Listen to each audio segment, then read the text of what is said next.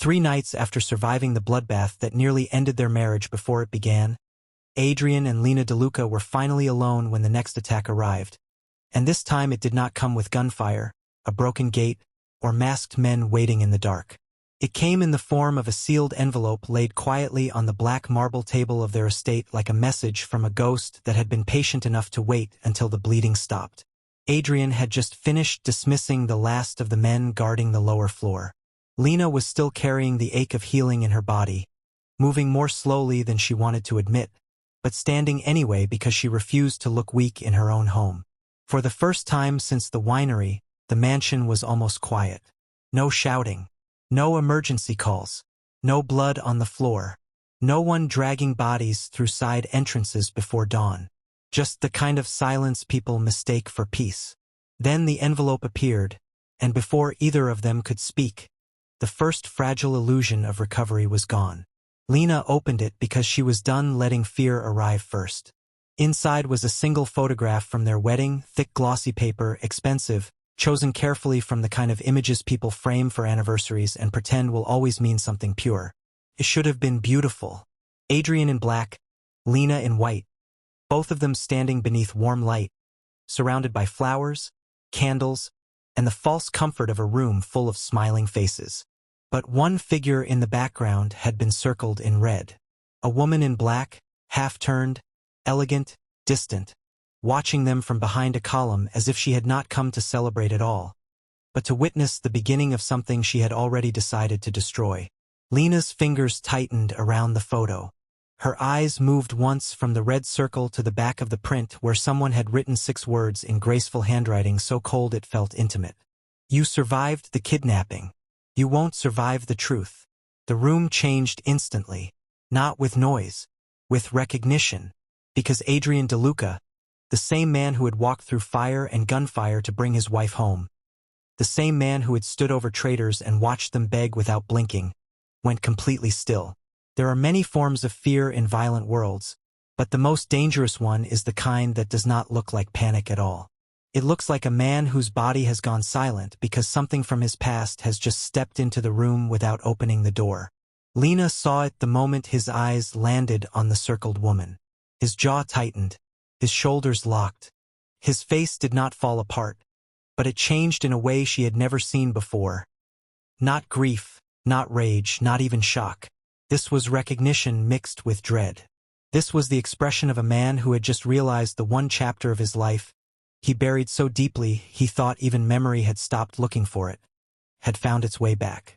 Lena slowly turned the photo toward him and asked the only question that mattered. Who is she?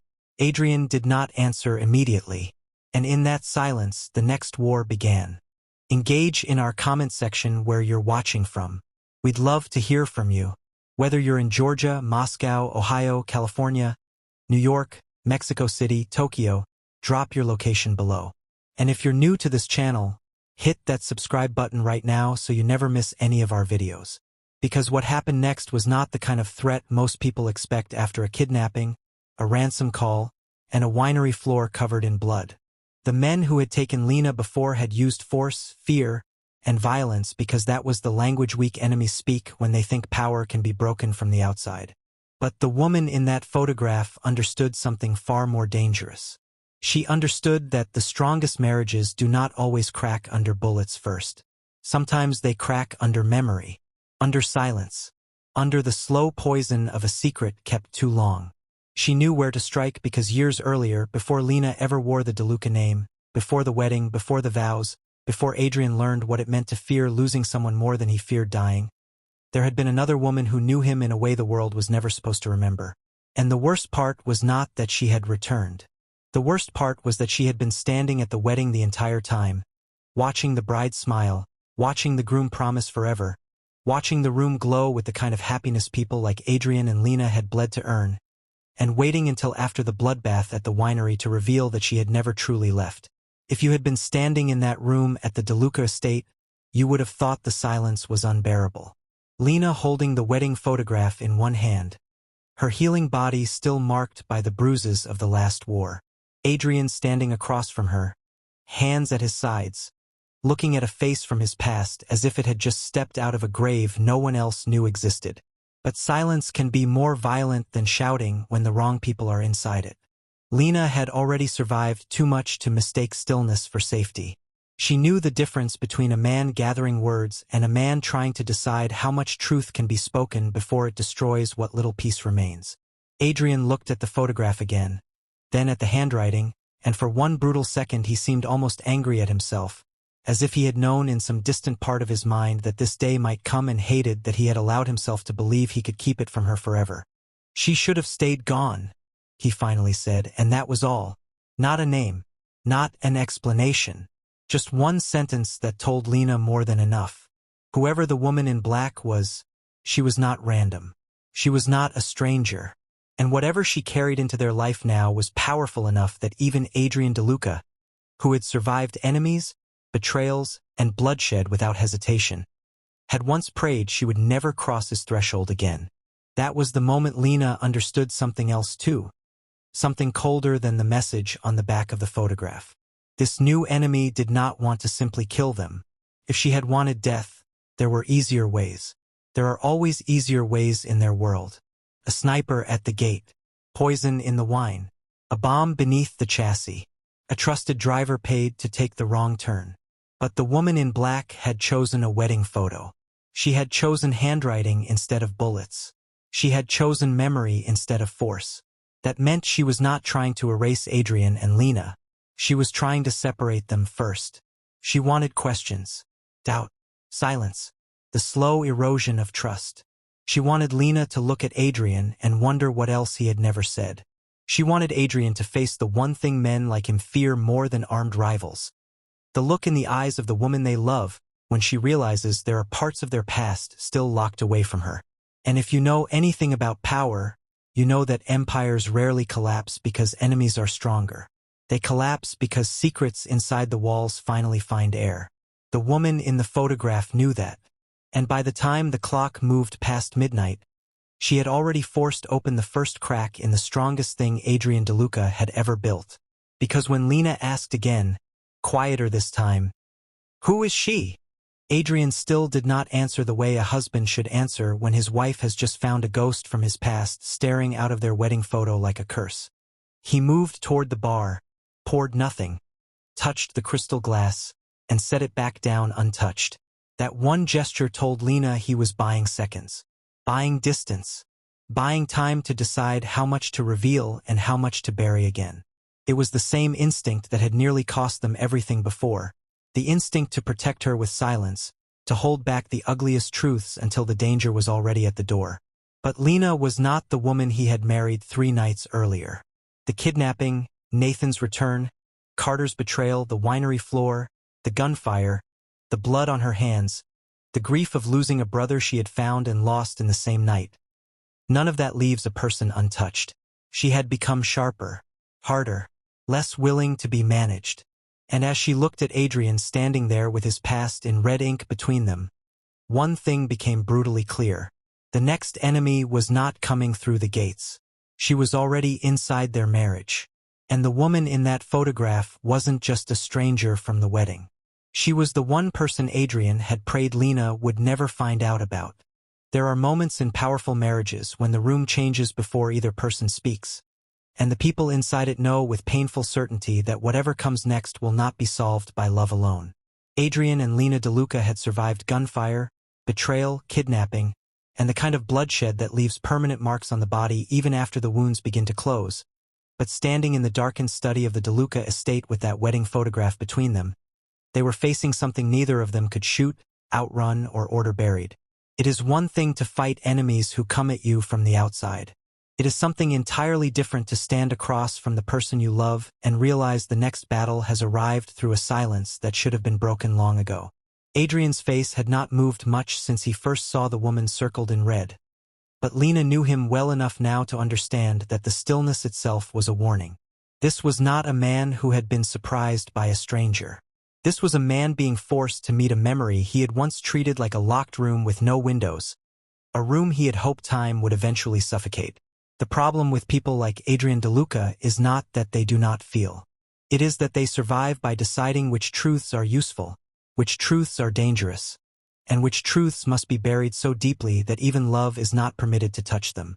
But love has a way of stepping directly onto the grave of whatever was hidden. And that night, with the ink on the back of the photograph still fresh in Lena's hand, the dead had begun to speak. Lena did not raise her voice when she asked him again who the woman was, and that may have been what unsettled Adrian most. In their world, shouting was almost easier. Anger is simple. Fury is visible. A slammed glass, a broken chair, a gun dragged from a drawer. Those things make sense in violent homes. But Lena's voice came out low and controlled. The voice of a woman who had learned the hard way that calm can be sharper than panic. She was still healing from the winery. Her body still carried bruises beneath silk and bandages.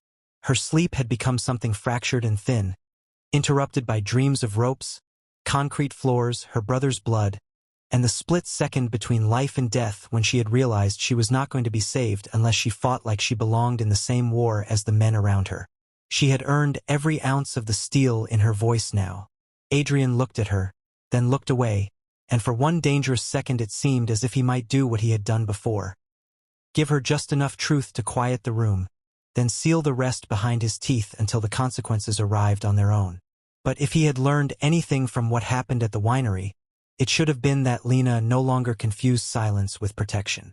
"Her name is Vivian Cross," he said at last, and even the way he said it made the air feel heavier, as if the name itself had a history attached to it strong enough to shift the weight of the house.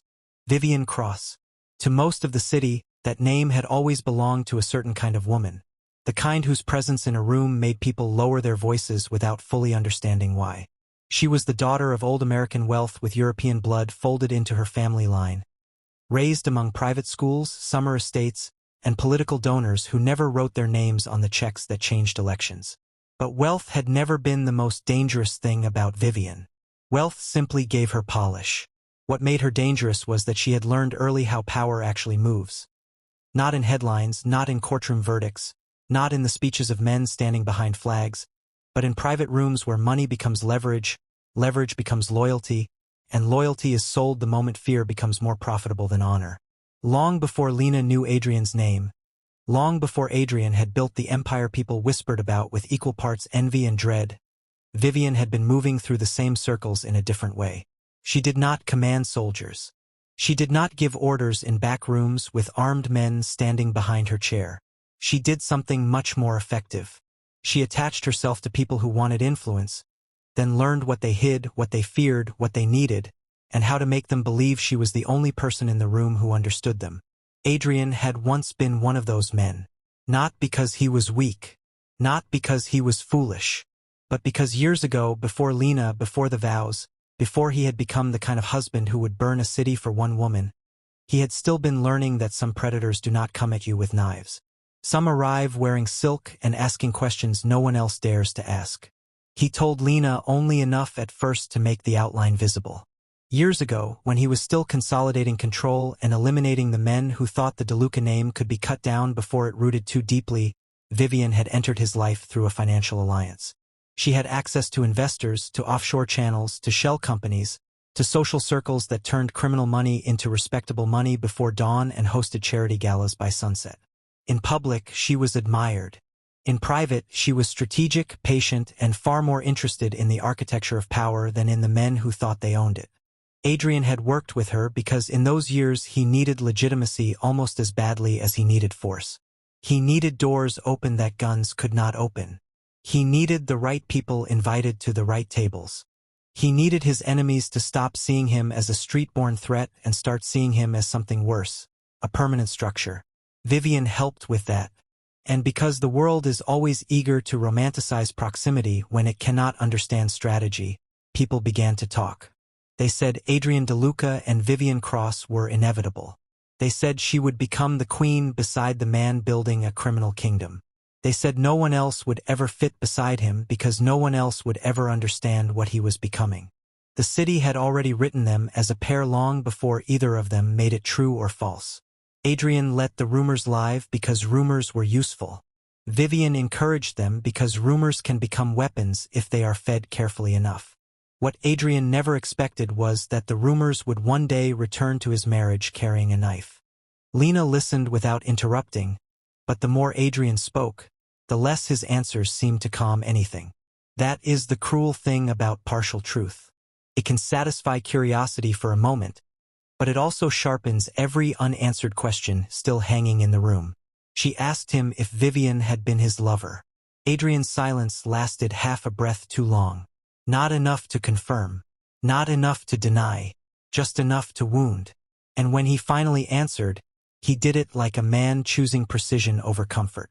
Not in the way people thought, he said. It was the kind of answer men give when they want technical honesty without emotional exposure, and Lena heard that immediately. She heard the distance he was trying to create between what happened and what it meant. She heard the attempt to contain a history inside carefully measured language. And because she had already been kidnapped, already been tied to a chair, already been forced to learn in the worst possible way that secrets in Adrian's world always come with bodies attached, she did not let him hide inside the wording. That isn't a no, she told him.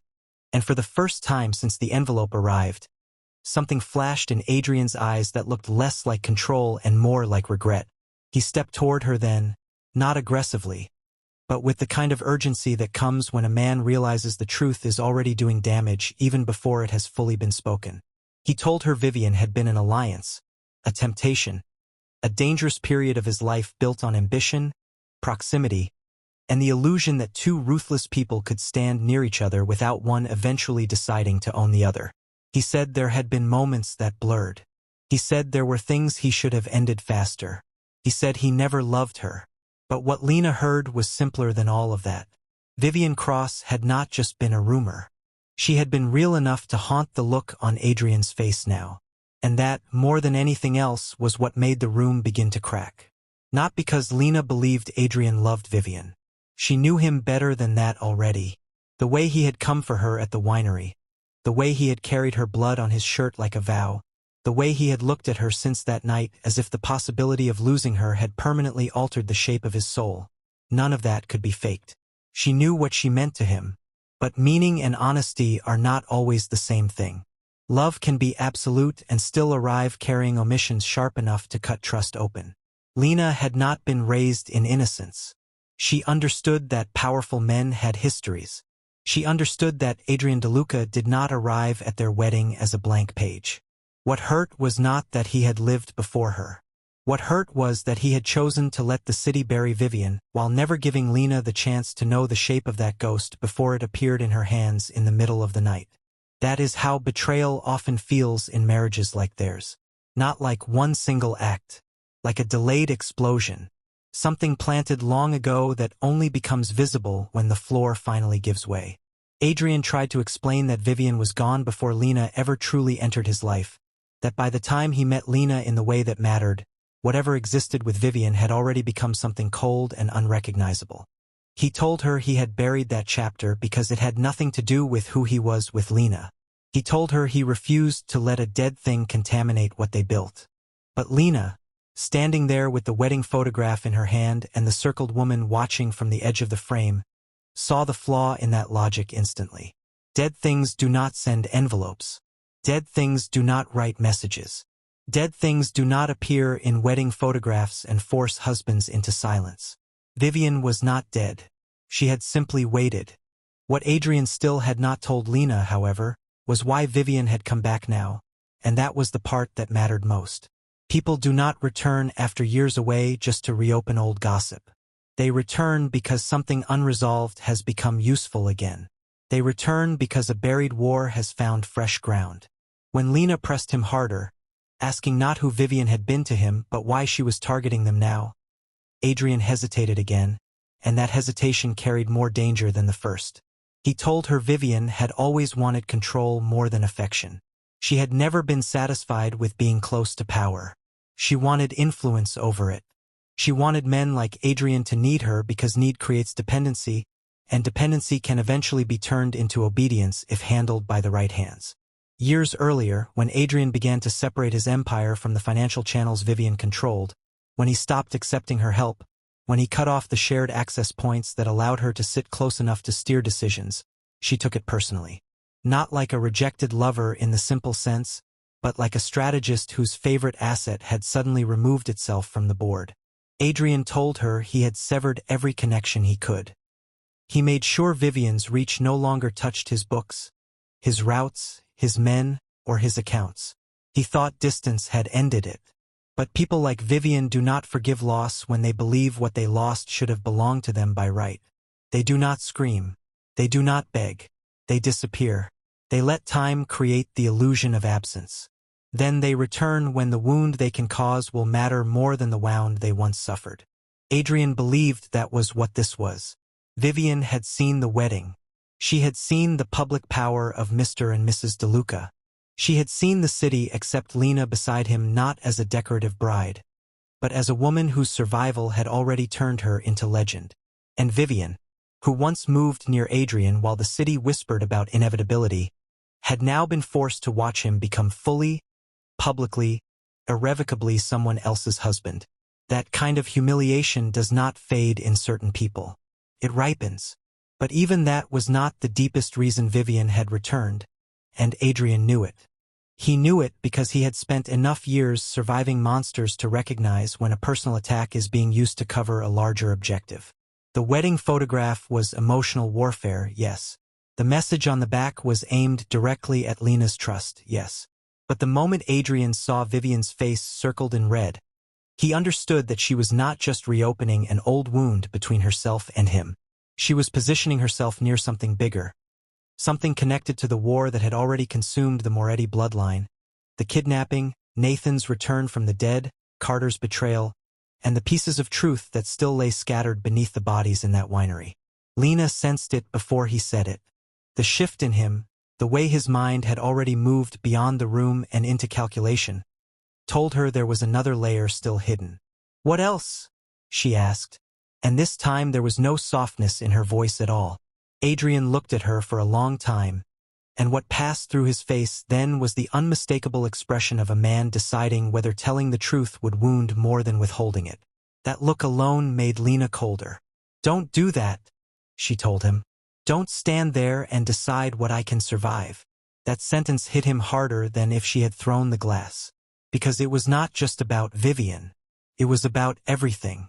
The kidnapping, Nathan, Carter, the pieces he had kept to himself thinking he was shielding her when in reality he had been teaching every enemy they had exactly how to attack them. Through her blind spots, through the spaces where he chose silence, through the trust she gave him without knowing how much was missing. Adrian finally told her the part that changed the shape of the night. Vivian Cross was not merely an old ally with a grudge. She had once moved through the same financial and political channels that touched the Moretti collapse years ago. Not as the one who ordered the massacre, not as the hand that pulled the trigger, but close enough to the machinery to know who profited when the Moretti family was shattered and the city's balance of power shifted. Close enough to understand that the bloodshed had created openings in real estate, in routes, in political favors, in union control, in law enforcement pressure, in import corridors, openings that multiple people exploited while the family name bled in public. Adrian had discovered fragments of that years earlier, but not enough to act cleanly. Enough to suspect. Enough to know there were names behind the violence that could ignite a much larger war if spoken without proof. He buried what he had because by then Lena had already been marked by loss, and Nathan, as far as anyone knew, was dead. He chose not to rip open the grave. He told himself it was strategy. He told himself it was mercy. But hearing it now, Lena did not hear mercy. She heard another secret, another decision made for her, another truth withheld in the name of protection. And for the second time in their marriage, the man who would kill for her was forced to watch her step backward because what he had hidden hurt more than what he had survived. That was the moment the first true crack formed between them. It was not dramatic. No one threw anything. No one stormed out. No one screamed across the study while the guards pretended not to hear. It was smaller than that and therefore more dangerous. Lena took one step back from Adrian, still holding the wedding photo, and the distance between them felt larger than the room itself. She asked him one question that landed like a blade precisely because it was quiet. If she hadn't sent this, when were you going to tell me? Adrian had no answer that would not sound like guilt. There is no good version of delayed honesty once the evidence is already in someone else's hands. He tried to tell her he was going to handle it before it reached her. He tried to say he wanted to confirm what Vivian knew before dragging Lena deeper into another layer of the old war. He tried to explain that every decision he made after the winery had been shaped by one thing only, the refusal to ever again let Lena be caught unprepared. But the irony of that was unbearable, and both of them knew it. Because every time Adrian chose silence, he was creating the exact condition that left her unprepared. Lena did not need his men to tell her when the front gate was locked down or which route was safest through the city. What she needed now was truth before blood. Truth before the ambush. Truth before the phone call. Truth before the enemy got there first. "The last time you kept something from me," she said, her voice low and steady, "I found out while tied to a chair with a gun in my face." Adrian closed his eyes for a fraction of a second as if the sentence physically struck him. It might as well have. The next morning, the city still had no idea that the DeLuca marriage had just been placed under attack from the inside, but the people who mattered were already beginning to feel the pressure. That is the thing about women like Vivian Cross. They do not simply return to be seen. They return with timing so precise it feels surgical. By noon, a rumor had begun moving through private channels that only the wealthy, the criminal, and the politically protected truly understand. It did not appear in newspapers. It did not trend publicly.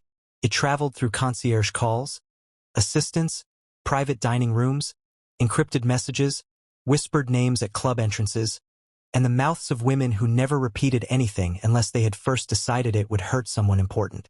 The rumor was elegant in its cruelty. It said Adrian DeLuca's bride had not been the first woman meant to stand beside him. It said there had once been another. It said the city had forgotten her too quickly. It said old loyalties do not vanish just because vows are exchanged. By evening, the first blow landed in a way only Vivian would design. A private recording surfaced in the possession of someone who should never have had it. A years-old clip from an intimate political fundraiser where Adrian and Vivian stood too close, speaking low enough to suggest familiarity, her hand resting briefly on his arm, his face unreadable, the kind of moment that means very little out of context and everything when dropped into the middle of a new marriage already under strain. It was not explicit. That made it worse. Explicit things can be denied, dismissed, explained away as indulgence or vice. Suggestion is more poisonous. Suggestion leaves room for imagination, and imagination is often crueler than fact. Lena did not receive the clip from Adrian. She received it from one of the wives who moved around the edges of their world with polished smiles and sharp instincts, the kind of woman who would never say she was helping while handing over a weapon. The message came with false concern and a sentence designed to humiliate. "I thought you should see what people are circulating before tonight." Tonight. That was when Lena remembered the DeLuca name was expected at a private charity gala hosted in one of the city's old cultural halls, the kind of event where judges, union heads, financiers, political donors, and the wives who knew too much all stood under expensive chandeliers pretending civilization had anything to do with morality. Adrian had intended to cancel. Lena had refused. She was not going to disappear from public view 3 days after surviving a kidnapping and hand the city the image of a frightened bride hiding behind gates. But now, standing in the dressing room with the clip playing silently on her phone and the memory of the wedding photo still fresh in her mind, she understood exactly what Vivian had done. She had not merely sent a threat. She had arranged a stage. She wanted Lena to walk into a room already humming with whispers, already full of eyes waiting to see whether the new Mrs. DeLuca would flinch, whether the rumors would land, whether the woman who survived the kidnapping could survive humiliation. And that is how the smartest predators operate. They do not strike where their target is weakest. They strike where their target is proudest, then force them to stand in public while the wound opens. Adrian found Lena before they left and immediately knew she had seen the clip. The phone was in her hand, the screen dark now, but the set of her shoulders told him enough. He moved toward her, but she did not hand him the device. She simply asked, "How long has the city remembered her?" It was the kind of question that contains more than one accusation. Adrian answered honestly this time. Longer than he wanted. Long enough for old people to keep talking in rooms he no longer entered. long enough for enemies to preserve memories that might one day be useful. He told her he should have told her sooner. He told her he had been wrong. But apologies in the early stage of betrayal are strange things. They can be sincere and still arrive too late to stop the damage already spreading. Lena nodded once, not because she accepted it, but because she was choosing something more dangerous than argument. Composure. Good, she said, placing the phone on the vanity. Then we're going. Adrian stared at her. He knew that tone. It was the same tone she had used in the winery when fear turned into decision. Lena, he began, but she cut him off. If she wants the city to watch me break, she can watch me walk in instead. There are moments when a husband's instinct is to stop the woman he loves because he can already see the trap ahead. But there are other moments when stopping her would be the greater insult. Adrian knew the difference, so he said nothing more.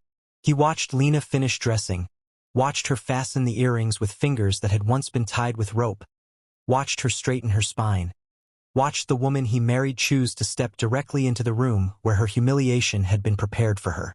And as he looked at her, one thing became painfully clear. Vivian Cross had started a psychological war, but she had chosen the wrong bride to test in public. By the time they entered the gala that night, the whispers had already settled into the room like perfume. Everyone was too polished to stare directly, too trained to say anything obvious. But that is never how cruelty works among the powerful. It lives in the pause before a greeting, in the second look that lasts a fraction too long, in the way conversations lower when someone passes, in the smile that carries sympathy no one requested. Adrian felt it instantly. Lena felt it even more.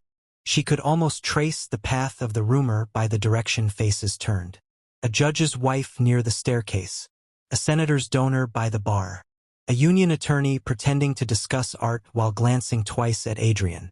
The room was beautiful in the way expensive things often are: gold light, old stone, black tuxedos, crystal, diamonds, a quartet playing music no one was really listening to. But underneath the elegance sat something uglier, and Lena knew it was aimed at her. Yet if anyone in that room expected the new Mrs. DeLuca to wilt beneath their attention, they were about to learn the same lesson the kidnappers learned in the back of that SUV. She did not cling to Adrian's arm like a wounded woman seeking shelter. She stood beside him like a queen who had already survived what most of them would never even speak of aloud. She greeted people. She smiled when appropriate. She let them look. She let them wonder. She gave them nothing. And that is often the first sign of true power, not the absence of pain, but the refusal to let pain perform on command. Then Vivian Cross appeared. She did not arrive dramatically. She did not sweep in late enough to announce herself like a villain in a cheap story. She was already there, positioned exactly where she wanted to be, as if she had always belonged in the room and everyone else had simply arrived around her. That is what made the moment so effective. Lena turned slightly while speaking to an older donor and saw her near a column beneath the upper balcony, wearing black silk that fit her like restraint made elegant, one shoulder bare, dark hair pinned with the kind of precision that looks effortless only because it was designed to. She was beautiful in the way dangerous women often are. Not soft, not warm, not inviting, but controlled, polished, and fully aware of what effect her face had in a room. She did not wave. She did not smile widely. She simply lifted her glass by a fraction, meeting Lena's eyes from across the hall with the expression of someone acknowledging that the first move had landed exactly as intended. Adrian saw her 1 second later and every line in his body changed. Not panic. Calculation. Lena noticed that too. She hated that she noticed it. Not because she thought he still wanted Vivian, but because she saw how deeply the past can live in muscle memory even when the heart has moved on. Vivian began walking toward them slowly, never hurrying, never glancing left or right, as if the entire room had become a corridor built for one purpose only: to deliver her to the DeLucas while everyone else watched and pretended not to. When she reached them, she greeted Adrian first with the kind of smile that would have looked polite to anyone who did not understand how many knives can be hidden in grace. "You clean up well for a widower who refused to stay widowed," she said softly enough that only the three of them heard it. It was a line designed to wound, but Adrian did not take the bait. His face remained carved from something hard and unreadable. "You should have left the city when I gave you the chance," he replied. Lena caught the wording immediately. When I gave you the chance. Not if. Not once. Not rumor. History. Vivian then turned to Lena, and whatever people imagine about rivalry between women in these worlds is usually too simple to capture what truly happens in moments like that.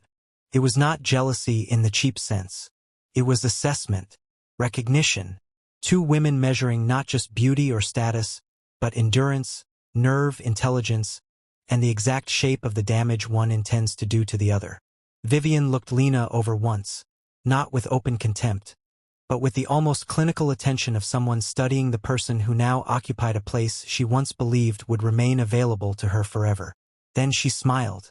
"You wear the title beautifully," she said. "But some names are inherited. Others are borrowed." The cruelty was so refined it might have passed for wit to anyone standing nearby. Lena did not blink.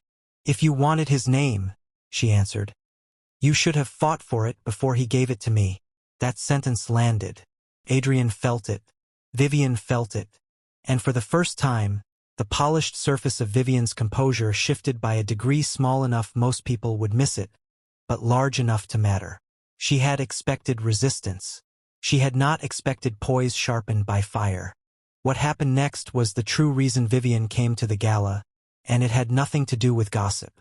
She leaned slightly closer to Lena, close enough that from a distance it might have looked like an intimate social exchange between two elegant women discussing flowers or mutual acquaintances.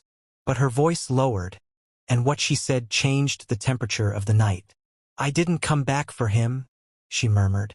"I came back because you deserve to know who built his empire on the ashes of your family." For one dangerous second, Lena forgot the room, forgot the chandeliers, forgot the music, forgot every eye in the hall. She felt the words hit somewhere deeper than pride.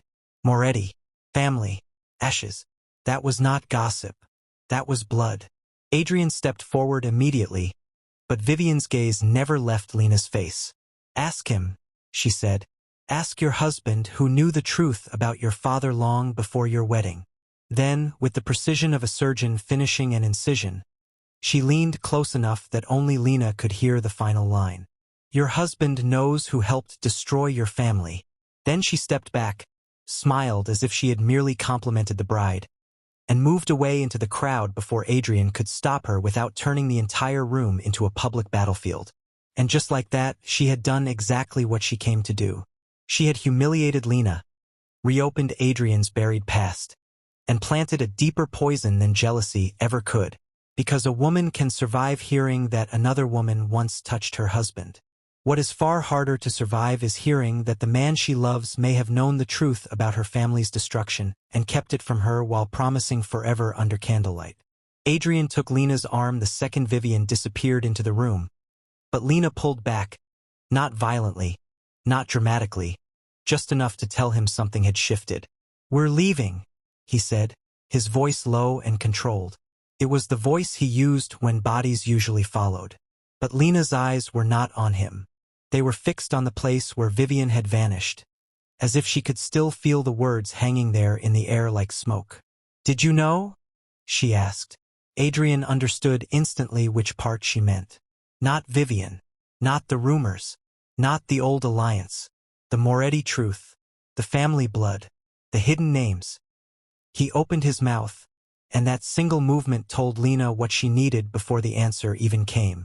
There is a kind of pain that does not arrive because of the words themselves, but because the body recognizes the truth in the pause before they are spoken. And in that gilded room, under all that wealth and false civility, the second crack in the DeLuca marriage split wider than the first. They left the gala together, but not as they arrived. Not as a united front entering a room to defy humiliation. They left as a husband and wife carrying a deeper wound home between them, one no one else could see but one their enemies had been waiting years to exploit. And as the city watched their black car disappear into the night, Vivian Cross stood on the upper balcony with her glass untouched, looking down with the calm satisfaction of a woman who understood the oldest truth in war. Sometimes the deadliest blow is the one that makes two people go home together and still feel farther apart than ever. The drive back from the Gala was quieter than any gunfight Adrian DeLuca had ever survived, and that was how he knew the real damage had finally begun. Men like Adrian understand violence because violence is honest. A bullet has direction. A knife has intent. A rival who sends armed men to your gate is at least clear about what he wants. But the silence inside that car felt different. It felt like the aftermath of something precise, something Vivian Cross had engineered with the kind of cruelty only a patient enemy can deliver. Lena sat beside him in the back seat, her face turned slightly toward the dark window, the city lights sliding over her reflection like passing ghosts. She did not cry. She did not tremble. She did not ask the same question again. That was what unsettled Adrian most. If she had shouted, he could have answered. If she had demanded, he could have fought. But when the woman you love becomes quiet after learning that the man she married may have known something about the blood that destroyed her family, you are no longer dealing with anger. You are dealing with fracture. And fractures, if left unattended, can become collapse before anyone notices the sound. By the time the gates of the DeLuca estate opened, Adrian understood something with a certainty that chilled him more than any weapon ever had. Vivian had not just reopened an old chapter.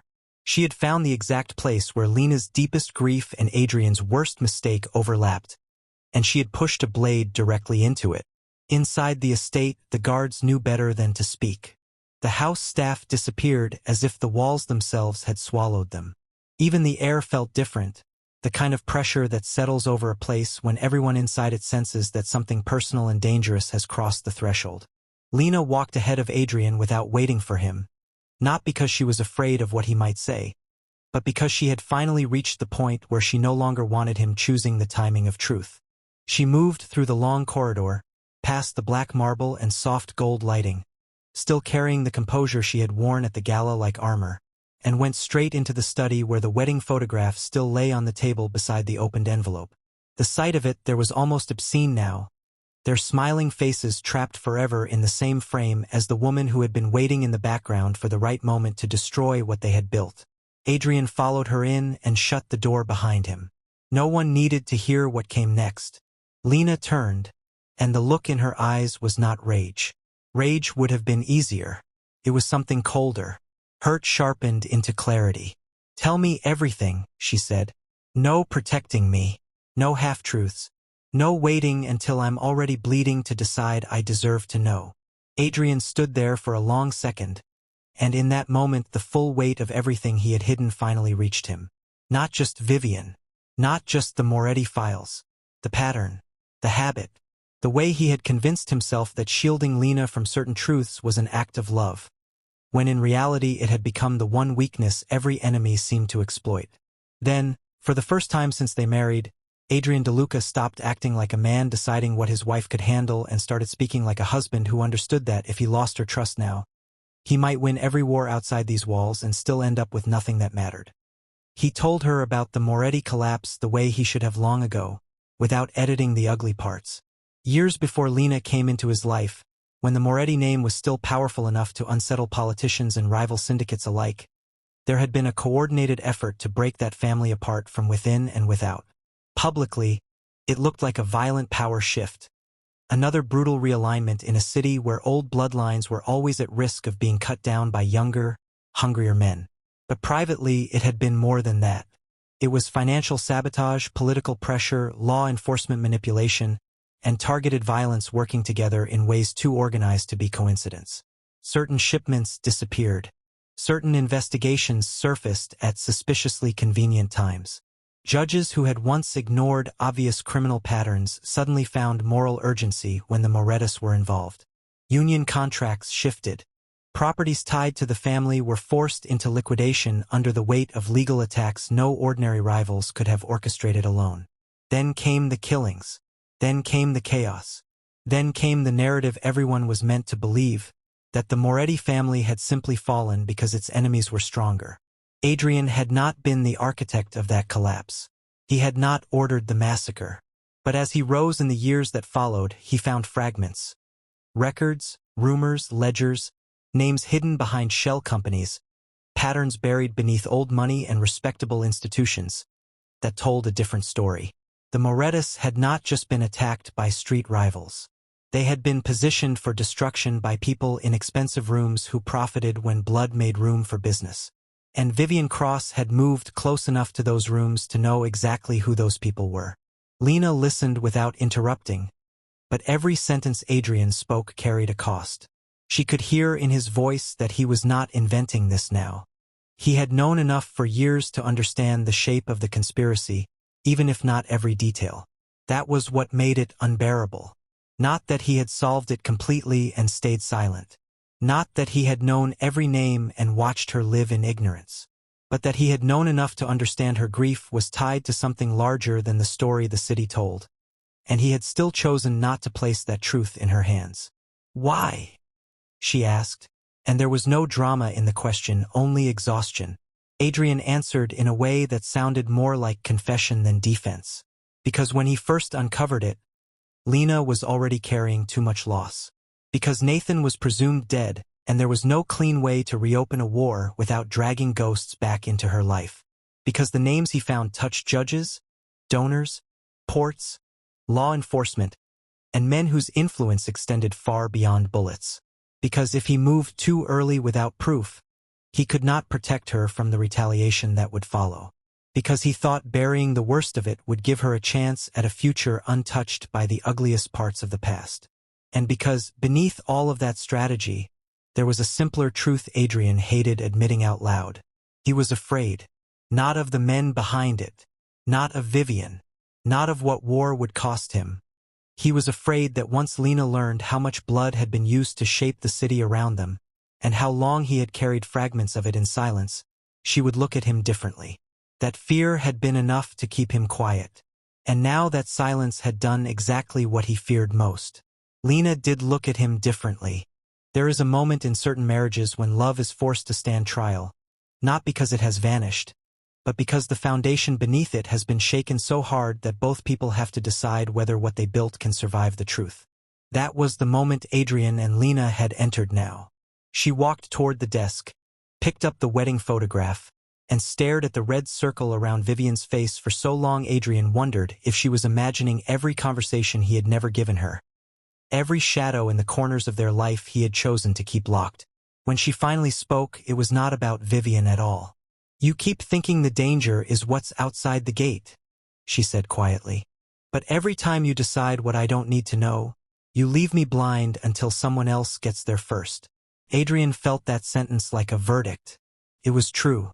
It had been true at the winery. It was true now. And for all his power, all his planning, all the men who would die on command if he lifted a finger, he could not argue with the simplest fact of his failure. He had not lost Lena physically, but if he did not change now, he would lose the one thing harder to get back than a kidnapped bride. He would lose the trust of the woman who had chosen to stand beside him after seeing what his world really cost. He stepped closer, but not close enough to force contact. "I was wrong," he said, and those 4 words sounded almost foreign coming from a man like Adrian DeLuca. "Not because I wanted to deceive you, because I kept choosing silence and calling it love." Lena's eyes lifted to his. Pain was still there. So was anger. But so was something else, something Vivian had underestimated. Lena was hurt, yes, but she was not eager to be turned into a victim inside her own marriage. She was too strong for that, too proud, too changed by what she had already survived. And that was the exact reason Vivian's next move was already in motion. The call came just after midnight. Not from Vivian directly. Women like her rarely place their own calls when they can let someone else become the instrument. It came from a number Adrian didn't recognize, routed through layers meant to vanish quickly. But the voice on the other end was old, male, frightened, and shaking hard enough that even before he identified himself, Adrian knew this was not bait in the obvious sense. The man claimed he had been an accountant once, a quiet one, the kind who moves numbers across ledgers without ever being invited into the rooms where decisions are made. He said he had worked through shell entities tied to properties and trusts connected to the Moretti collapse years earlier. He said he had kept copies of records he should have destroyed because in those days he thought one day someone might need to know how the city really changed hands. He said he had seen the Gala, heard the whispers, and realized Vivian Cross was moving again. Then he said the sentence that made Lena step closer the moment she heard it from across the room. "I have proof," the man whispered. "If you want to know who signed the transfers after the Moretti blood hit the ground, come alone." Adrian's first instinct was immediate rejection. Too clean, too timely, too convenient. Vivian had just detonated the emotional charge in their marriage hours earlier. Now suddenly a witness surfaced with evidence? It reeked of manipulation. But the man gave an address anyway, an old records annex attached to a long-shuttered municipal archive building on the edge of the historic district, a place forgotten enough to feel plausible, public enough to appear safe, abandoned enough to be useful for an ambush. Then he added something Adrian did not expect. A name. Not the full name, just a surname attached to a judge Adrian knew had once been whispered in the same breath as certain zoning approvals and protected seizures after the Moretti collapse. That detail was specific enough to be real, and that was how good traps work. They do not rely on pure lies. They use just enough truth to make caution feel expensive. Adrian ended the call and immediately said no. He said no before Lena could even ask. No, they were not going. No, not tonight. No, not without vetting the building, the caller, the routes, the exits, the ownership history, the camera dead zones, the cell coverage, the adjacent rooftops, the municipal records, and every security layer in a 6-block radius. It was the answer of a man who had survived because he treated every opportunity like an assassination attempt until proven otherwise. But Lena had reached the point where instinctive refusal sounded too much like the same old pattern dressed in tactical language. "If it's real, we can't wait," she said. Adrian shot back that, if it was real, waiting a few hours would not erase it. If it was a trap, moving too fast could get her killed. Lena answered with the truth that had been pressing against her ribs all night. "And if we wait, Vivian decides what I get to know next." That sentence landed because it cut through strategy and reached the emotional core of the situation. This was no longer just about safety. It was about control over truth. Vivian had already framed the conflict in a way designed to make Lena feel managed by the two most important forces in her life: her husband's silence and her enemy's timing. Adrian saw that clearly. He also saw how dangerous it was. He ordered his men to prepare a full sweep team anyway. He told Lena she was staying at the estate. She looked him in the eyes and said the one thing guaranteed to turn his order into a fracture. "You don't get to lock me out of my own history." There it was again, that line between protection and control, love and command, husband and boss. Adrian knew if he pushed too hard, he might keep her physically safe and lose something more lasting. But he also knew if he allowed emotion to dictate movement tonight, Vivian would be counting on that too. So he did what powerful men do when cornered between two bad choices. He compromised badly. He told Lena he would go, verify the contact, secure the location, and call her when it was safe. He swore it. He meant it. And the moment he left the room to issue the order, Vivian's second trap opened exactly where she knew it would. Because Lena did not stay behind. Not out of recklessness. Not out of childish rebellion. Not because she wanted to prove she could disobey her husband for the sake of pride. She left because she had spent too many nights now discovering that every major truth in her life seemed to arrive one step ahead of her, while the men around her tried to decide when she was ready to hear it. The kidnappers had taught her that waiting to be rescued can become another form of captivity. Carter had taught her that betrayal often smiles first. Nathan had taught her that the dead do not always stay buried, but when they return, they often bring pain with them. Vivian had taught her in a single night that some women can destroy you more effectively with memory than bullets. And Adrian, without meaning to, had taught her that if she waited for every truth to be delivered in the right tone, at the right time, by the right person, she would always be arriving after the damage had already been done. So while Adrian coordinated his men, Lena made her own decision. She took one of the smaller vehicles, one known to the estate staff but not always used in convoy rotations. She left with only a concealed weapon, a blade strapped where old habits had taught her to keep it, and the kind of calm that often scares the people who know her best. She was not trying to outrun Adrian. She was trying to arrive before the next lie did. The municipal records annex stood where old cities keep their forgotten bones, on a narrow street lined with shuttered facades, dead street lamps, and architecture beautiful enough to suggest history, but abandoned enough to invite violence. Lena arrived first, which would have infuriated Adrian if he had known in that moment. But by then he was still 2 intersections away rerouting men because a service alley on the east side of the block had suddenly gone dark on a camera feed that should not have failed. The building itself looked undisturbed from the outside. Locked iron gate, dusty windows, stone steps, the municipal crest faded above the entry. But appearances in cities like theirs are often curated by the same people who write false public narratives after private bloodshed. Lena moved quickly, using the side entrance the caller described. It was ajar by less than an inch. Enough to signal invitation. Enough to confirm setup. Inside, the building smelled like dust, old paper, damp concrete, and something electrical left too long without proper maintenance. Long corridors of shelves stretched through the lower level, packed with boxed records, ledgers, rolled blueprints, bound files, and forgotten evidence of how power once changed hands in legal language while people died outside. It was exactly the kind of place where the truth about families like the Morettas could hide for years in plain sight because no one bothers to look where paper seems boring. First, the place felt empty. Then a voice called out from the far aisle. Older, nervous, male, the accountant. He stepped into view holding a satchel so tightly it looked fused to his hand. He recognized Lena immediately, and the terror on his face told her something important. He had not expected her. "You weren't supposed to come," he said. And in those 5 words Lena heard the full shape of the trap closing. Because before she could answer, the lights cut. Complete darkness for half a second. Then emergency strips glowed low and red along the floor, turning the long archive aisles into tunnels of shadow and blood-colored light. The accountant's breathing went ragged. Somewhere above them, a metal door slammed. Then another. Then the unmistakable click of locks engaging in sequence through the building. Lena's hand went to the concealed weapon instantly, but by then she could already feel it. The shift in air when armed men enter a space trying to move quietly. The accountant whispered that he had tried to back out, that they found him, that Vivian knew he had copied the ledgers years ago, that he only called because he thought if he died the truth should at least reach someone who still had the power to do something with it.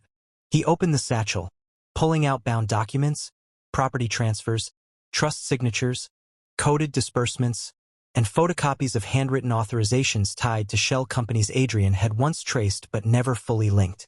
Lena grabbed what she could in one movement, shoving the papers beneath her coat just as the first shot cracked down the aisle and blew a burst of plaster from the shelf behind her. The accountant fell before he could finish his warning. One clean shot, center mass. He dropped with the kind of silence that comes when fear is cut short by finality. And in that instant, whatever remained of Lena's hesitation died with him. Vivian had not brought her here to negotiate. She had not brought her here to reveal the truth cleanly. She had brought her here to force a choice. Die in the dark with the evidence, or survive long enough to understand exactly how far she was willing to go without waiting for anyone to save her. Lena moved. The first man who came down the aisle expected panic. Instead, he met precision. She stepped into the narrow space between shelves, used the low light to disappear for half a second, then drove the hidden blade up beneath his arm where the vest did not fully cover. He folded with a grunt, weapon dropping. She caught it before it hit the floor. That small act, clean, efficient, immediate, changed the rhythm of the entire ambush. They had prepared for a wounded bride. They had not prepared for the woman who walked out of the winery alive. The second attacker came too fast and too loud. Lena fired once, close range, then kicked the shelving unit beside him hard enough that boxed records crashed down in a wave of paper and wood, creating cover where there had been none. Somewhere deeper in the building, voices shouted. She moved through the aisles not like prey but like someone who had finally stopped allowing other people to define what she was in these situations. Every lesson of the last war was in her body now. Never stay where the first shot landed. Use narrow spaces. Force them into angles. Keep moving. Don't waste fear. Don't waste time. She reached the stairwell just as another bullet tore sparks from the metal railing beside her head. She ran upward, taking 2 steps at a time, the evidence still pressed beneath her coat, her breathing sharp but controlled. Below her, more men entered. Above her, another door burst open. She was being funneled. Vivian wanted her higher, more dramatic. more isolated, more visible when the final moment came. That realization chilled Lena, but it also gave her something useful. If Vivian had designed a stage, then Vivian expected to be there for the ending. And if Vivian expected to witness it, then Lena still had a target. Adrian arrived to chaos. The outer sweep had found the East Service alley sabotaged. One of his advance men was already down at the rear entrance. Another was pinned behind a vehicle by suppressive fire from an adjacent roofline. It was too coordinated to be improvised, too layered to be random muscle. Vivian had done what he should have expected. She created one trap inside the building and a second outside it to slow the rescue long enough for the emotional theater upstairs to unfold. The second Adrian saw Lena's vehicle at the curb. Something inside him went cold in a way his men had learned to fear. He did not shout. He did not curse. He simply changed.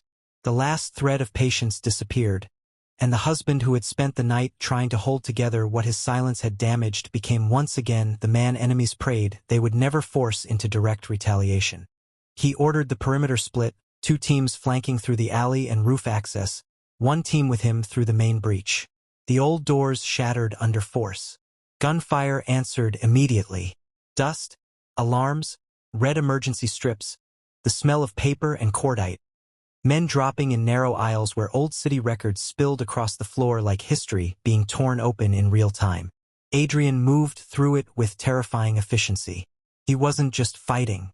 He was reading the building, reading the trap, reading the timing. Every locked door, every dead camera, every delayed response outside. Vivian had not come for a simple kill. She had come for a scene. That meant Lena was alive until the exact moment Vivian decided the emotional wound was deepest. Which meant there was still time, if Adrian could cut through fast enough to reach the place where performance becomes execution. Upstairs, on the top floor where old municipal hearings had once been held beneath stained glass and dark wood beams, Lena burst into a long gallery lined with sealed display cases, shattered now from years of neglect and tonight's violence. Moonlight leaked through high-cracked windows. Red emergency light pulsed below the railings. At the far end of the hall, near the open doors leading to the rooftop terrace, Vivian Cross was waiting. She stood alone, which told Lena everything. The armed men were never the real threat. They were the scaffolding. Vivian was the architect. She held a gun, but her posture was almost relaxed, as if this were the exact scene she had imagined from the moment she circled herself in red on that wedding photograph. "I was wondering which version of you would arrive," Vivian said, her voice smooth, untouched by the gunfire echoing below. The obedient wife, or the one who finally realized she'd been lied to by everyone? Lena kept moving slowly, weapon low, eyes scanning angles, exits, distance. "You talk too much for someone who hides behind other people," she said, and Vivian actually smiled at that. Not offended, pleased. "There she is," Vivian replied. "The bride who survived. The one he'd burn the city for. Do you know how disappointing that was for people like me?" She stepped closer, the black silk of her dress moving like shadow. "I didn't need Adrian to love me. Men like him don't love the way ordinary men do until it's too late. But I did need one thing. I needed him to regret choosing a future that made me irrelevant."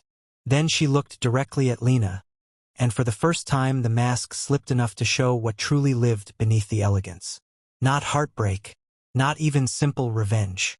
Hunger, possession, the fury of a woman who had once stood close enough to power to imagine it might one day be hers by design. Lena asked the question that mattered most, not because she needed Vivian's honesty, but because every second Adrian needed downstairs had to be bought with words until violence became unavoidable. "My father," she said. "Who?" Vivian tilted her head slightly, amused by the directness. "Still loyal to the dead. Admirable." She began circling slowly, keeping the distance dynamic. "Your father was not destroyed by one man. That's the lie people tell because one villain is easier to hate than a room full of respectable monsters. He was inconvenient. He stood in the way of a transition. Ports, contracts, judges, campaign money, insurance on seizures, real estate under distressed acquisition. There was too much money waiting for the right family to fall. Lena's fingers tightened on her weapon. Names. Vivian smiled again, colder this time. I'm not here to give you justice. I'm here to give you perspective. Then she did what truly vicious people do when they know their time is short. She weaponized the most intimate truth available. Do you know why Adrian never told you? She asked. Because he's brave enough to kill for you, but not brave enough to survive you hating him. That sentence hit because it carried enough truth to hurt, even coming from an enemy. Lena did not let it show. And you? She shot back. You built your whole life around standing near powerful men and calling it importance. Vivian's face changed then.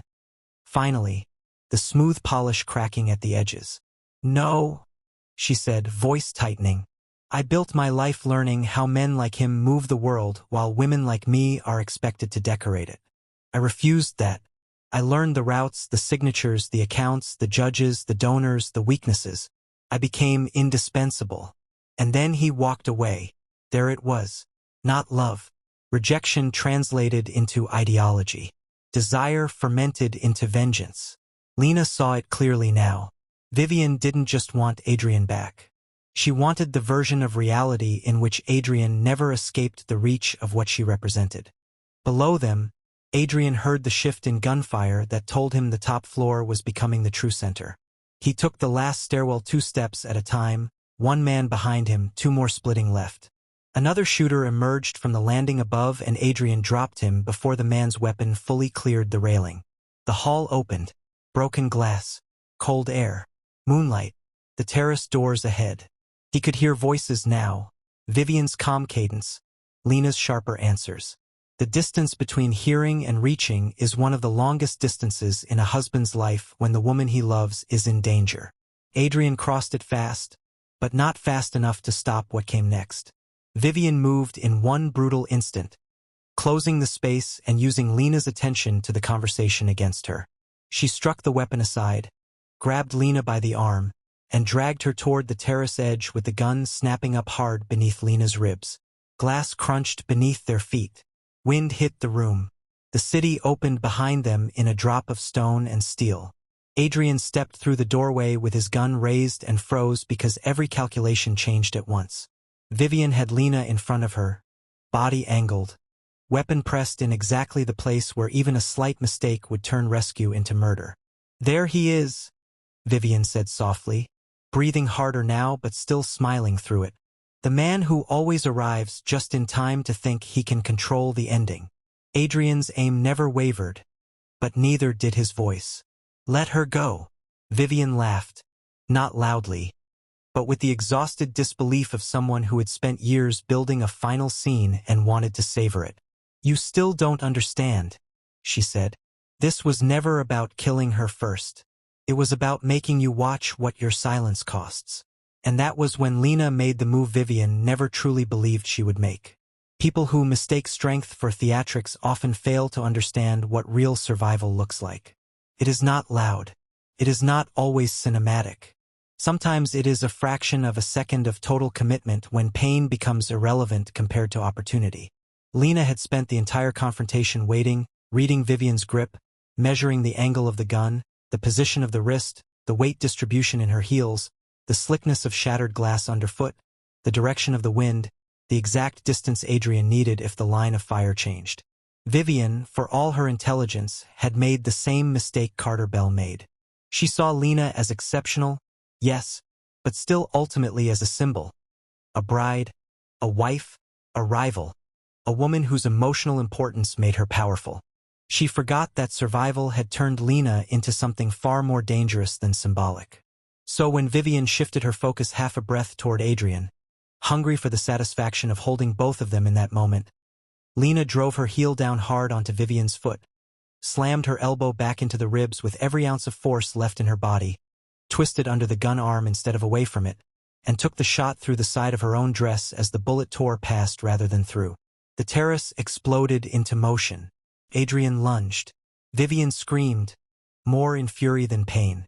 The gun skidded across the stone.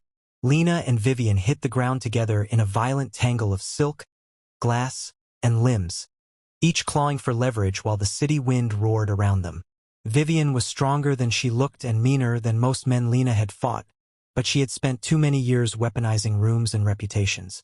Lena had spent the last weeks fighting for breath. The struggle was vicious and close, the kind that strips elegance away instantly. Vivian clawed for Lena's throat, slammed her shoulder into the terrace rail, grabbed a shard of broken glass and swung low. Lena caught her wrist, took the cut across her palm instead of her neck, and drove her forward into the stone pillar hard enough to stagger them both. Adrian reached them just as Vivian lunged again for the fallen gun. But Lena got there first. She kicked it over the edge, sending it spinning into the darkness below where it vanished without a sound. Vivian stared at her, breath ragged, hair loose now, blood at the corner of her mouth, all the polish finally gone. For the first time she looked less like a strategist and more like what she had always truly been beneath the silk and composure, a woman who built her identity around proximity to power and could not survive being denied it. "You think this ends with me?" she spat, grabbing Lena's dress and trying to drag her down with her. "You think one dead woman changes the machine that killed your family?" Lena, bleeding from the hand, the side of her dress torn where the bullet passed, breathing hard but standing, looked down at her with a steadiness that seemed to infuriate Vivian even more. "No," Lena said, "but it ends you." Vivian made one final desperate move, pulling a slim hidden blade from beneath the fold of her gown and driving upward. Adrian shouted. Lena moved faster.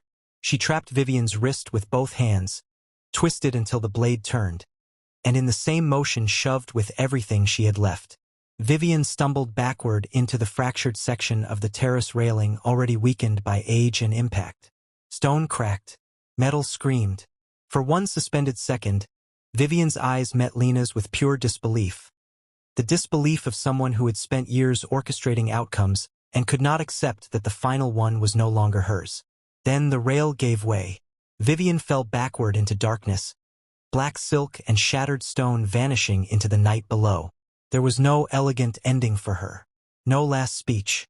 No graceful collapse. Just gravity, consequence, and the brutal finality she had planned for someone else. For a moment after she fell, everything seemed to stop. The gunfire below was already dying. Adrian's men had secured the lower floors. The wind moved across the terrace. Somewhere far beneath them, alarms and shouts began to rise from the street. But on that rooftop, all Adrian could see was Lena still standing at the broken edge. Blood on her hand, dress torn, chest rising fast. The city lights behind her. Alive. Truly alive.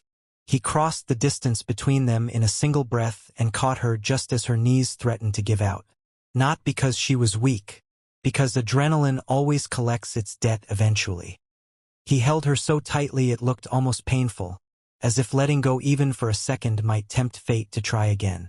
Lena's hand, the uninjured one, found the back of his neck and gripped hard enough to remind both of them that this was real. No more envelopes. No more shadows in wedding photographs. No more old ghosts standing at the edge of the frame waiting for the right moment. Vivian was gone, but the truth she dragged into the light remained. Adrian pulled back just enough to look at Lena, and what she saw in his face then was something rare. Relief so intense it bordered on devastation. "I'm here," he said, though the words sounded almost absurd after everything. "I know," Lena answered, and the way she said it mattered. Not perfect forgiveness, not instant repair, but recognition. He had arrived, and she had survived long enough for them to finish this together. The evidence was recovered from inside the building, though not cleanly. Several files had been burned in a timed ignition sequence on the lower level, which told Adrian immediately that Vivian never intended the records to leave untouched. But not everything was lost. The accountant's satchel, the papers Lena stuffed beneath her coat, fragments of ledgers, copied trust documents, signatures tied to shell corporations, property transfers executed in the weeks after the Moretti collapse, coded disbursement sheets connected to judges, donors, and intermediaries. Enough survived to confirm what Adrian had feared for years. The Moretti family had not simply been destroyed by street war. They had been repositioned out of the city's power structure by a coordinated network that used legal institutions, private money, and criminal violence together. Vivian had been adjacent to it, maybe even helpful in its execution, but not its sole architect. She was right about one thing in the end. Killing her did not kill the machine. It merely removed one elegant face from its surface. Back at the estate before dawn, with medics treating Lena's hand and Adrian refusing to leave the room even for a minute, they went through the surviving records together. That mattered. Adrian did not take the files into another locked office. He did not tell her he would handle it. He did not ask her to rest while the men sorted the danger out. He sat beside her, shoulder to shoulder, while they read the names. Judges, port authorities, a dead donor whose estate still funded living interests, a union intermediary, a trust manager in Chicago, a retired prosecutor, a shell corporation with ties to one of the same routes Carter once used. The truth was ugly, incomplete, and bigger than one revenge plot. But for the first time, it was in both their hands at once. When the sun finally began to lift behind the estate windows, the emotional conversation neither of them could avoid any longer arrived with it. There are scenes after violence when the body is safe but the heart still stands in the blast zone, and those scenes can matter more than the gunfight. Lena sat wrapped in a dark robe, hand bandaged, hair loose, exhaustion written into the angles of her face. Adrian sat across from her for a moment, then moved closer only when she did not stop him. He told her the full truth about Vivian without polish. About the years when ambition made him believe alliances were cleaner than they are. About how he let the city talk because it helped him. About how he cut Vivian out when he understood what kind of person she truly was and what it would cost him to stay tied to her. About the Moretti fragments he found later and why fear, not fear of enemies, but fear of losing Lena's faith in him, kept him silent too long. He did not excuse himself. That was the difference now. He did not call it strategy first. He called it what it had become. "I know how to fight men with guns," he said quietly, the words coming from somewhere rawer than pride would normally allow. "I never learned how to survive the look in your eyes when you think I've lied to you." Lena looked at him for a long time after that. If there was one thing Vivian had counted on, it was that the wound between them would become too wide to cross. But Vivian misunderstood something essential about people like Adrian and Lena. They were not fragile because they had suffered. They were dangerous because they had suffered and kept choosing each other anyway. Lena finally answered him in a way that mattered more than forgiveness. "Then stop protecting me with silence," she said. "Stand beside me with the truth." It was not a dramatic reconciliation. It was better than that. It was a new rule. A line drawn in the aftermath of blood and betrayal. A marriage rebuilt not on innocence, because innocence was gone forever, but on the hard-earned understanding that if they were going to survive the wars still coming, they would have to stop dividing the burden the way they had before. Adrian reached for her then, slower than usual, giving her the choice. She let him take her hand. The bandaged one rested between them. It struck him then how much of their love had already been written in wounds. His blood on the winery floor, her bruises from the ropes, the cut on her palm from Vivian's glass, the marks neither of them could see but both could feel. He kissed her forehead, then her temple, then simply rested there for a second as if the nearness itself was the only proof he needed that the night had not taken more than he could bear. And because life has a cruel sense of timing in worlds like theirs, because peace never arrives cleanly for people who live under the weight of old blood, that was the exact moment the next revelation entered the room. At first it was small. Lena shifted in the chair, pressed a hand lightly to her abdomen, and closed her eyes for a second longer than normal. Adrian noticed immediately. He noticed everything now. He asked if she was in pain, if she needed the doctor again, if the cut in her hand had gone deeper than they thought. Lena shook her head, but the expression on her face changed. Not fear. Not exactly. More like a realization arriving too quickly to deny. The private physician who had already been stationed at the estate since the winery came back within minutes. More out of caution than urgency. It should have been routine. Stress, exhaustion, shock, blood loss. That was what Adrian expected. But when the doctor returned after a brief examination, the older woman looked first at Lena, then at Adrian, and in that glance the room shifted one final time. There are sentences that alter empires. This was one of them. You need rest, the doctor said carefully. And both of you need to understand that from this point forward, everything changes. Adrian's expression hardened instantly, not with anger but with alertness. Lena already knew. She knew before the words came because something deep in her body had been whispering it through the last 24 hours, buried beneath adrenaline and fury and survival. You're pregnant, the doctor said. The silence that followed was unlike the others. Not the silence of fear. Not the silence of betrayal. Not the silence of a ghost from the past stepping into the room. This was the silence of two people realizing the future had just entered the war. Adrian stared at Lena as if he had forgotten how to breathe. For a man who had spent most of his life mastering control, mastering response, mastering the ability to process information faster than anyone around him, the moment stripped all of that away. He looked stunned. Not because he did not want it. Quite the opposite. Because the possibility of new life arriving after so much death felt almost too sacred to trust immediately. Lena's hand drifted again to her abdomen, slower this time, and the emotion that crossed her face was so complicated it could not be reduced to one thing. Wonder, fear, grief, love, terror, hope, all of it at once. Nathan was dead. Vivian was gone. The Moretti truth was finally clawing its way into daylight. The city still held enemies hidden behind polished names and old money. And now, inside all of that, there was a child. Not just any child. A DeLuca heir. A Moretti heir. Bloodlines once broken now joined inside a future neither of them had even dared to name out loud yet. Adrian moved toward her like a man approaching something fragile and holy at the same time. He dropped to his knees beside her chair, one hand resting over hers where it lay against her stomach, and for the first time in the entire night his eyes gave up the last of their control. Not tears exactly, something deeper, the kind of raw emotion powerful men often spend a lifetime learning to bury because the world around them punishes softness. They don't get this, he said, and Lena knew instantly what he meant. Not Vivian, not the judges, not the donors, not the ghosts, not the city, not the men who thought bloodlines were something to exploit and extinguish. They do not get this. They do not get the child. They do not get the future. That was no longer just a promise. It was a declaration of war. But the night had one final sting before it ended, because among the surviving documents recovered from the archive was a sealed internal file tucked inside one of the accountant's copied ledgers. Marked in old code and hidden behind a corporate transfer sheet. Adrian nearly missed it.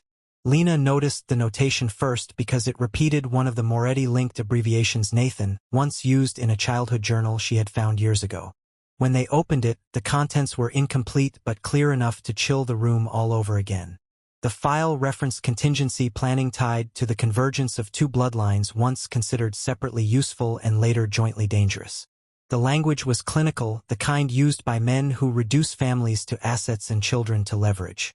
Buried in the coded notes was a phrase that needed no interpretation at all once translated through the attached shorthand. Air Protocol, DeLuca/Moretti line. The file predated the wedding. That was the worst part. Before the vows. Before the kidnapping. Before Vivian's return. Before the blood at the winery. Someone somewhere had already been planning for the possibility that Adrian DeLuca and Lena Moretti would unite, and they had done so with enough interest to create contingencies around what such an heir would mean for routes, loyalties, inheritance claims, and future power. In other words, the war around them had never been only about revenge, or marriage, or old lovers returning from the shadows. There were people watching the bloodlines themselves, watching what a union like theirs could produce, watching for the child before even the parents knew to imagine one. Lena looked at Adrian. Adrian looked at the file. And in that moment the final truth of the night settled over them both. They had ended one war. They had exposed one elegant enemy. They had survived one trap. But the deeper machine behind the city had not been destroyed. It had merely revealed its next obsession. By the time morning fully claimed the estate, the wedding photograph had been burned. Adrian did it himself in the fireplace of the study where the envelope first arrived. He watched Vivian's circled face curl black at the edges and collapse into ash beside the image of their smiling wedding night. Lena stood beside him, one hand bandaged, the other resting unconsciously near the future no one else was allowed to know yet. Neither of them mistook the fire for closure. It was not. It was ritual. A refusal to let Vivian keep even a paper place in their home. The real work lay ahead.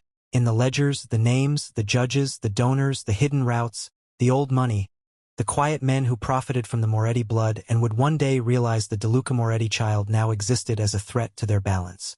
But for one brief moment, before the next phone call, before the next body, before the next betrayal, Adrian stepped behind Lena and wrapped his arms around her carefully, as if even in his strength he understood how fragile and fierce the moment was. She leaned back into him, not because everything was healed, but because enough was true now for the healing to begin. And that is how the second chapter of Mr. and Mrs. DeLuca truly ended. Not with Vivian's fall, not with the shattered terrace, not with the ledgers spread across a table, but with a husband and wife standing in the ashes of one enemy while realizing the next war had already chosen its target. Because Mr. and Mrs. DeLuca had survived kidnapping, betrayal, old lovers, bloodshed, and the truth buried inside a city's polite institutions. But now, for the first time, the war was no longer just about them. It was about the child they had not even told the world existed. And somewhere beyond the gates, hidden behind money, law, and men who still believed bloodlines could be controlled if they were threatened early enough, the next enemy was already moving.